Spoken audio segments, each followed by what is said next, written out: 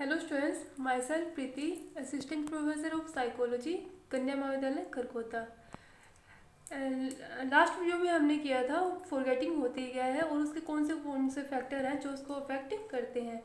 आज हम देखते हैं कि स्मृति को कौन सी विधियां हैं जो उसको उन्नत बनाती है, उसको बेहतर बनाती है। इन कुछ निमोनिक्स एक ऐसी विधि है जिनके द्वारा हम अपने जो स्मृति है उसको बेहतर बना सकते हैं और चीज़ों को, सामग्री को अच्छे तरीके से याद कर सकते हैं। मनोवैज्ञानिकों ने कुछ स्मृति सहायक विधियों का वर्णन किया है जो स्मृति को उन्नत बनाती है। ये निमोनिक्स साधन व्यक्ति को इस योग्य बनाते हैं कि इसकी सहायता से वह सीखने वाली सामग्री को सुगम व अधिक शुद्ध रूप से कर सकते हैं। ये साधन कई तरह के हो सकते हैं। ये साधन सीखी जाने वाली विधि के ऊपर डिपेंड करते हैं कि हम कौन सा साधन हम उसका यूज करेंगे। कुछ प्रमुख निमोनिक्स इस प्रकार है। सबसे पहले है बैकवर्ड मेथड, फूटी शब्द विधि। इस विधि का प्रयोग क्रमिक सूचियों को सीखने के लिए किया जाता है। इसमें व्यक्ति पहले फूटी शब्द जिसे व्यक्ति अच्छे तरीके से परिचित होता है उस सूची को याद करता है। मतलब हमें कोई भी कुछ एक सूची बना लेंगे जिसमें हमें जो चीज़ें जो वर्ड्स हमें पहले अच्छी तरीके से याद होंगे उन्हें लिख लेंगे। इसके बाद मूर्त प्रतिमाओं को युग्मित कर लेता है। जो हमने सूची बैकवर्ड बनाई है उसके साथ एक इमेजिन तैयार कर लेंगे और इसके बाद जो लिस्ट हमें याद करनी है उसको उसके साथ जोड़ते चले जाएंगे। इसके बाद वह प्रत्येक फूटी शब्द पर एक एक करके वास्तविक सूची शब्दों को टांगने लग जाता है और इन दोनों के बीच अंतरक्रिया करते हुए कुछ स्पष्ट दृश्य की मानसिक प्रतिमा बना लेते हैं। इसको हम एक एग्जाम्पल के द्वारा समझ सकते हैं। जैसे कि सबसे पहले लेते हैं बैकवर्ड। इसमें हमने फर्स्ट नंबर पे लिया गन, सेकंड पे लिया शू, थर्ड पे लिया ट्री। उसके बाद जो लिस्ट हमें याद करनी है उसकी सूची बना लेंगे। इसमें हमने सिगरेट याद करना है, बटर याद करना है, फ्रूट याद करना है। इस तरीके से हम निमोनिक्स इमेज बनाएंगे। सबसे पहले हमने क्या लिया था, बैकवर्ड गन, तो इसके साथ हम वर्ड बनाएंगे गनमैन स्मोकिंग ए सिगरेट, गनमैन स्मोकिंग ए सिगरेट, गनमैन सिगरेट पी रहा है। उसके बाद आ गया हमारा सेकंड शब्द, क्या है हमारा फूटी शब्द सू। उसको हम बटर के साथ ऐसे करेंगे, spreading butter on shoe sole. Third है हमारा बैकवर्ड ट्री। इसको लिस्ट वर्ड है हमारा fruit, fruit hanging from a tree. इस तरीके से हम पहले बैकवर्ड को लिस्ट सूची के साथ मिलाकर हम एक सेंटेंस बना लेंगे और उसके द्वारा हम उसको याद करने में हमें आसानी रहेगी। अगली विधि है हमारी मेथड ऑफ लोकी। लोकी शब्द लैटिन भाषा के शब्द बना है। इसका क्या मतलब है, स्थान। इस विधि से परिचित मानक के साथ साथ मेंटल स्नैपशॉट्स ऑफ लोकेशंस का इस्तेमाल करते हैं। इस विधि का प्रयोग असंबंधित शब्दों के कर्मिक अनुक्रम को सीखने के लिए किया जाता है। इस विधि में प्रथम चरण में स्थानों के कर्मिक अनुक्रम को समृद्धिगत करते हैं। उसके बाद उसके साथ एक एक करके अपनी सूची के पदों को उन स्थानों पर लटके रहने का कल्पना करते हैं। यदि व्यक्ति मदों को इस प्रकार याद करता है तो वो लंबे समय तक उनको मानसिक सैर करते हुए उन शब्दों को आसानी से याद कर सकता है। इसको एक एग्जाम्पल की सहायता से देखेंगे। एक व्यक्ति है, वो अपने घर से बाहर निकलने का रास्ता याद करता है। इसमें सबसे पहले व्यक्ति अपने दरवाजे से निकलता है। दरवाजे से निकलकर वो सीढ़ियों में जाता है। सीढ़ियों से उतरकर वहां उसे गेट है, गेट पर बाहर एक शेड है, शेड के साथ में एक अनार का पेड़ है। इस तरीके से अपने मानसिक सैर करता हुआ अपने घर से बाहर निकल जाता है। अब वो धीरे धीरे अपनी सूची को, जो भी उसे सूची याद करनी है, उससे एसोसिएट करता रहेगा। सबसे पहले क्या करेगा, मान लो उसको अंडा, घड़ी, पतंग और हमारी शब्द सूची क्या हुई? अंडा, बल्ब, घड़ा और पतंग। वह अंडे को कमरे के द्वार से लटकते हुए की कल्पना करता है, फिर वह सीढ़ियों के द्वार से लटकते हुए बल्ब की कल्पना करता है।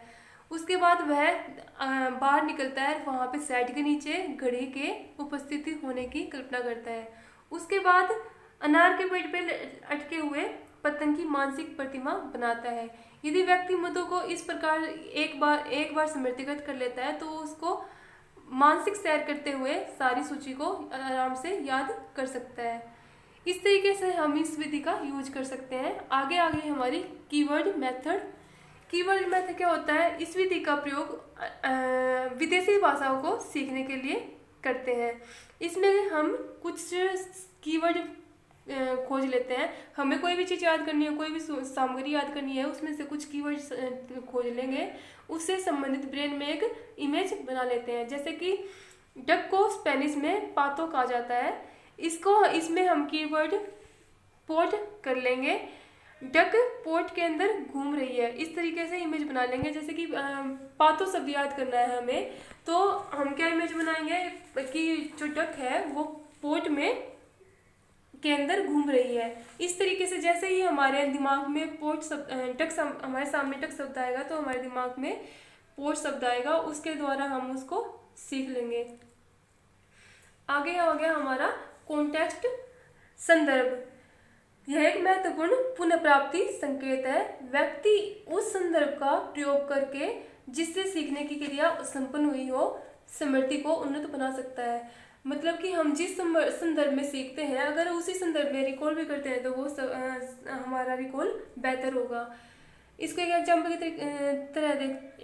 के द्वारा देखते हैं। यदि कमरा नंबर 20 में मनोवैज्ञानिक कक्षा लगती है तो अध्यापक द्वारा बताई गई अध्ययन सामग्री के लिए हमारी स्मृति उसी कमरे में सबसे अच्छी होगी। हम कोई भी मनोविज्ञान का कोई क्वेश्चन है, अगर हम उसी कमरे में उसको याद करने की कोशिश करेंगे तो जल्दी हमें याद होगा। आगे है हमारी ब्रेकिंग मेथड, टुकड़े करना विधि। इस विधि में व्यक्ति बड़ी संख्या या शब्दों को याद करने के लिए उन्हें टुकड़ों में तोड़ लेता है और सुविधानुसार ढंग से उसे अपने मस्तिष्क में बिठा लेता है।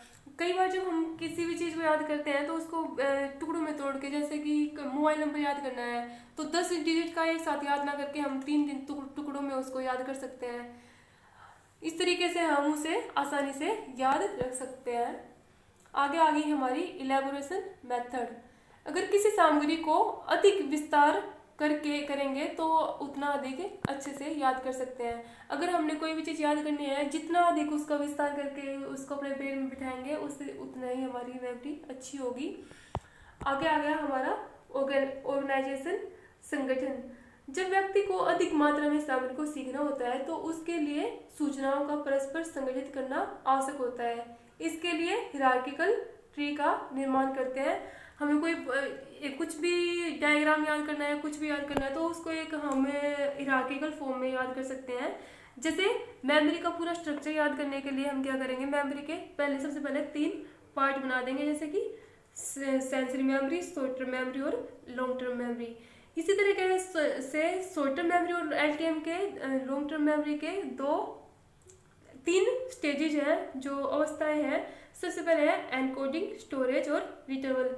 इस तरीके से हमने थोड़े से उसमें हमने इतनी सारी इंफॉर्मेशन थोड़े से में संगठित कर ली और हमें उसको लंबे समय तक याद रखने में सक्षम हो पाएंगे। आगे है हमारी प्रैक्टिसिंग रिट्रीवल।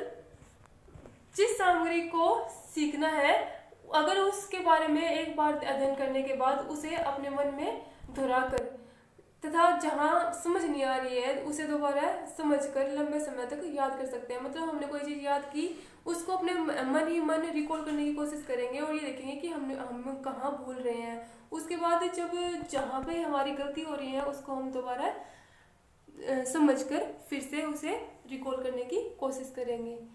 आगे हमारा PQ4R मेथड। इस विधि की 6 अवस्थाएं हैं। सबसे पहले है प्रीव्यू, सेकंड नंबर पे है क्वेश्चन, थर्ड नंबर पे है रीड, फोर्थ नंबर पे है रिफ्लेक्ट, फिफ्थ नंबर पे है रिसाइट, सिक्स्थ पे है रिव्यू। प्रीव्यू क्या होता है? सबसे पहले व्यक्ति सीखने वाले अध्याय के बारे में प्रमुख सामग्रियों के अनुमान लगाता है। कोई भी चीज हम जो भी सामग्री हमें याद करनी है, जो भी लेसन हमें याद करना है, उसको अच्छी तरीके से दोहराएंगे, देखेंगे, उसके अंदर जो भी प्रमुख सामग्री है उसको नोट कर लेंगे। उसके बाद क्या है? क्वेश्चन। सामग्री में से कुछ प्रश्न उठाता है, जो चीजें हमें मेन लगी, जो हमें समझ नहीं आई, उसके बारे में कुछ क्वेश्चंस नोट कर लेंगे। उसके बाद है रीड, इन प्रश्नों के उत्तर खोजने का प्रयास करता है। आगे है रिफ्लेक्ट, पहले से सीखी हुई सामग्री में नई सूचना को जोड़ता है। जो हमने चीजें पहले सीख ली थी उसके अंदर जो हमारे डाउट रह गए थे उनको क्लियर करके उसको उसमें ऐड कर लेते हैं। रिसाइट, इसमें प्रत्येक अनुभाग को पढ़ने के बाद मुख्य बातों को प्रत्यानित करने का प्रयास करता है। जो जो चीज हमने जो पूरे लेसन में से हमें मेन बातें लगी उनको हम प्रत्यान रिकॉल करने का प्रयास करेंगे। लास्ट में है रिव्यू, संपूर्ण अध्याय को पढ़ने के बाद सामग्री को प्रत्यान किया जाता है। जो भी हमने पूरा लेसन याद किया है इस तरीके से हमने उसके जो भी डाउट्स पहले क्लियर कर चुके हैं, रिव्यू में हम उसको पूरी अच्छे तरीके से प्रत्यान करने में सक्षम होंगे। इसी के साथ हमारी जो भी निमोनिक्स मेथड्स हैं वो खत्म हो गए हैं। इससे हमें जो कंक्लूजन निकला है वो क्या है? स्मृति को बेहतर बनाने के लिए हम स्मृति सहायक विधियों का प्रयोग कर सकते हैं, जिससे व्यक्ति को ध्यान बेहतर होगा और लंबे समय तक हम उस सामग्री को याद कर सकते हैं। इसी के दौरान हमारी वीडियो खत्म होती है। Thank you.